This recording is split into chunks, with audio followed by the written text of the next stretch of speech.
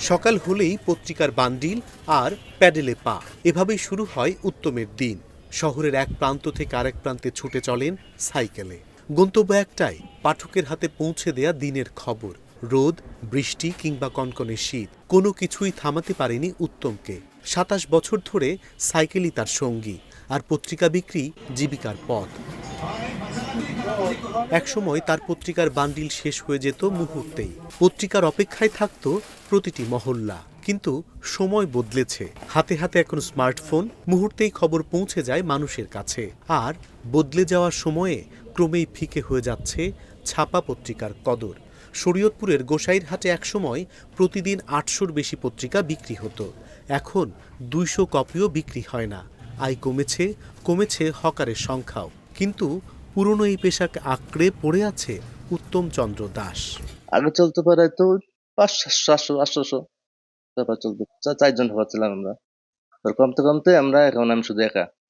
তো অবশ্য আমি ধরেছি, বিষয় খুব মায়া লাগে আমার ছাড়তে।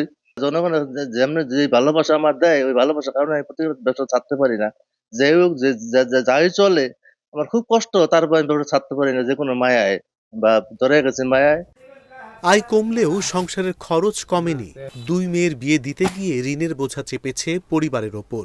শারীরিকভাবেও ভালো নেই উত্তম, তবু প্রতিদিন ভোরে পুরনো সাইকেলটি নিয়ে বেরিয়ে পড়েন।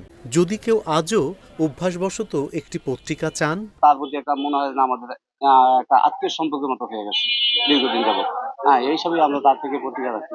পত্রিকার সম্পাদক, পত্রিকা মালিক এবং গভর্নমেন্ট যদি ওনার দিকে একটু দৃষ্টি আকর্ষণ করে, তাহলে উনি একটু ভালোভাবে চলতে পারবো। কারণ এই পত্রিকা বেচি আর সামান্য কটা পত্রিকা বেচি আসলে একটা সংসার চলতে পারে না। শুধু উত্তম নয়, ডিজিটালের দাপটে অনিশ্চয়তায় পড়েছেন গোসাইরহাটের বহু পত্রিকা হকার। আয় কমে যাওয়ায় অনেকেই ছেড়ে দিয়েছেন পেশা।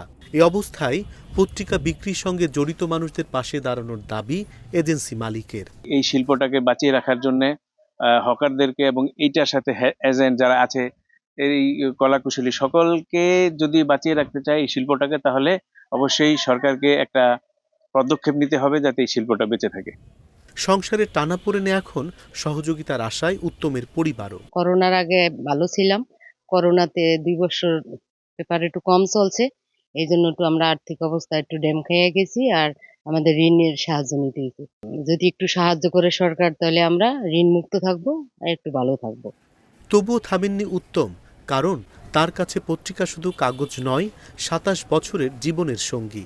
আর সেই সঙ্গীকে আঁকড়ে ধরেই প্রতিদিন নতুন দিনের সন্ধানে বেরিয়ে পড়েন তিনি। তাদের শারীরিক অবস্থা বা আর্থিক অবস্থা এখন খুবই দুর্বল, খুবই নাজুক অবস্থায় আছে। তো আমি একই সাথে আহ্বান করবো আমাদের এই সমাজের যারা বিত্তশালী রয়েছেন, যারা একটু আর্থিক সচ্ছল, তাদেরকে একটু এগিয়ে আসার জন্য, যাতে আমাদের এইসব হকারশিল্পী যাদের উপর মানে আমরা নির্ভর করতাম একটা সমাজের জীবনে, উপজেলা প্রশাসনের পক্ষ থেকে যতটুকু সহযোগিতা করার সুযোগ আছে, আমরা মানে পুরোটাই তাকে সেই সহযোগিতা করবো। প্রযুক্তি যত দ্রুত এগিয়ে যাচ্ছে, ততই হারিয়ে যাচ্ছে খবর পৌঁছে দেওয়ার পুরনো এই মানুষগুলো।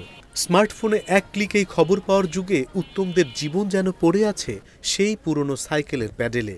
২৭ বছর ধরে মানুষের হাতে খবর পৌঁছে দেয়া এই মানুষটির নিজের জীবনের খবর কি পৌঁছাবে কারো কাছে?